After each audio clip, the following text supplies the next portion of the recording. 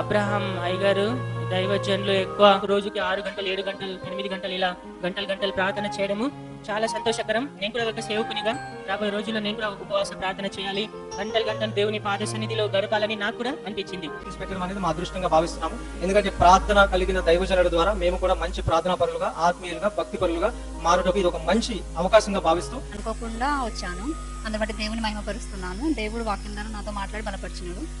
జీవితమే ప్రార్థన, ప్రార్థనే అతని శక్తి, ఉపవాసమే అతని బలం. ప్రార్థన ద్వారా తెలంగాణ, ఆంధ్రప్రదేశ్ 2 రాష్ట్రాలలో వేలాది కుటుంబాల దీవెనలో మీరు చేరండి. ప్రార్థనా ప్రేమికుడు మాస్టర్ అబ్రహాం గారి 70 దినాల ఉపవాస ప్రార్థనా శక్తి ఆశీర్వాద సభ అక్టోబర్ 2 గురువారం సాయంత్రం 5 గంటల నుండి 9 గంటల వరకు.